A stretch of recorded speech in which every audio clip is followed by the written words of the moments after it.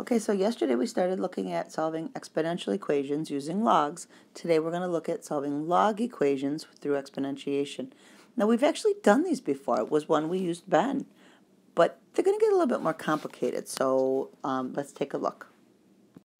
So the difference between this and what we did before, first off, is it's not going to work out to be a nice exponential. We're going to do it the same way though. It's a log equation.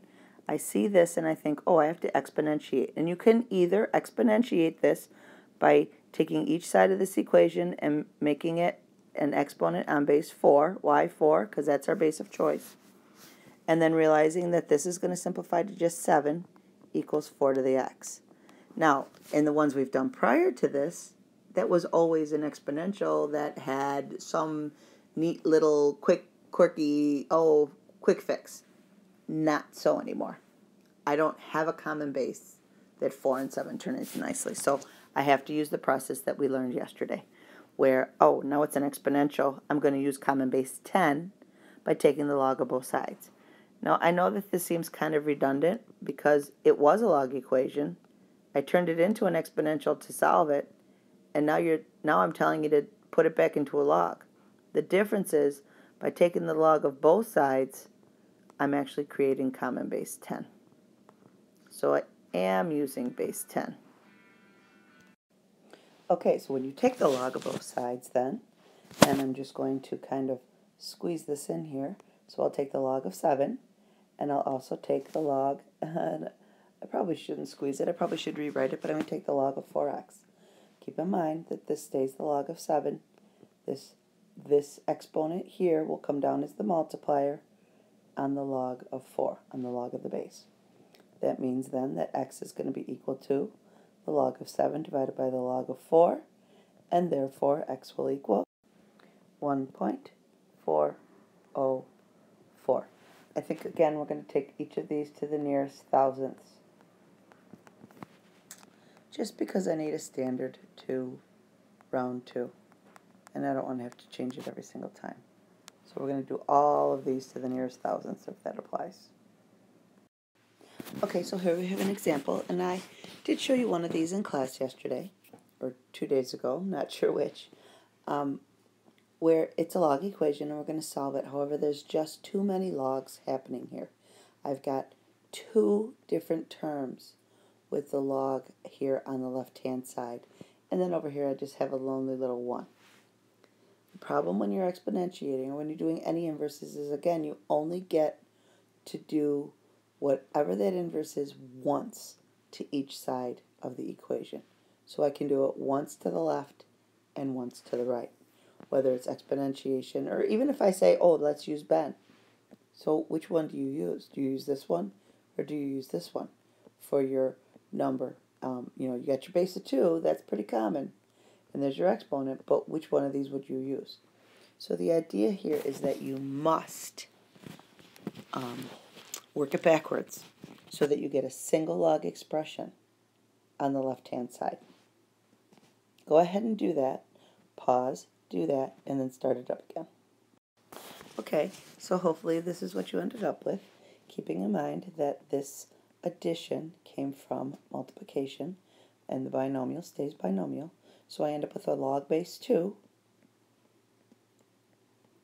and it's going to be equal to this product, or whatever.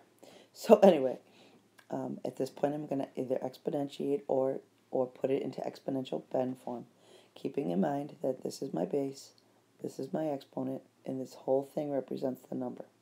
So what I'll end up with is 2 to the first equals, when I multiply this together, I get x squared minus x. Now of course 2 to the first is 2, so if I set this equal to 0, I will have x squared minus x minus 2 equals 0. Now this will actually factor nicely into x minus 2 and x plus 1, and that of course equals 0. This is going to give me an answer of positive 2 here and negative 1 here. Now here's the issue. Keep in mind about your domain for logs. The domain for logs, and if I look at my graph for logs, my graph looks like this. So my domain is just the positive x's. The x's have to be greater than 0 in order to be used in a log function. So when I'm looking at this one here, and I go back up into my original, I'm going to have a real problem here, because this value of x would cause me to take the log of a negative here as well as here. So in the end, this one's going to get rejected, because it's not truly a good solution for the log equation. And again, granted, these both will make this quadratic true, absolutely. But this is not the original. This is the original. So you also want to make sure that you are checking for extraneous roots. Look for those false solutions. That's what that means. Okay, so you're going to check to make sure that you don't have a problem that way. Okay, so here I have another example. You'll notice this time I have even more logs. All the way across the entire equation, I have logs. So once again, the idea here is you need to work them backwards so that you have one log on the left and one log on the right. No more than one log on the left and one log on the right. So that's what we're going to do. We're going to compress it or unexpand it or whatever the word is you want to use. Log base 4 of. Now keep in mind that this came from a power of 2 on the x. So this is going to be x squared. The plus sign came from a multiplication, and then I have a 5. And that's equal to, now the right hand side is as simple as it's going to get. There's only one log of base 4, so I'm just going to write it like this. Okay, so this poses a whole new question. I don't need Ben here. You could still exponentiate both sides. That works actually, because if I were to do that, I would get this. 4 and 4, and then these go, and these go, and I would end up with 5x squared equals 80. Okay, and then I can solve that easily, because when I divide both sides by 5, x squared will equal 16, and then x would equal 4. Remember, we don't worry about the negative root, because I need to make sure that that's going to work out okay. Okay, so here's the other thing.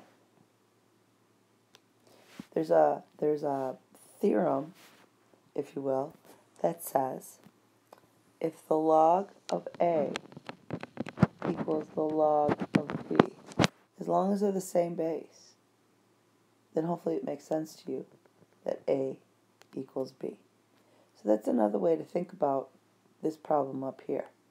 So if the log base 4 of this quantity equals the log base 4 of this quantity, then obviously 5x squared has to equal 80.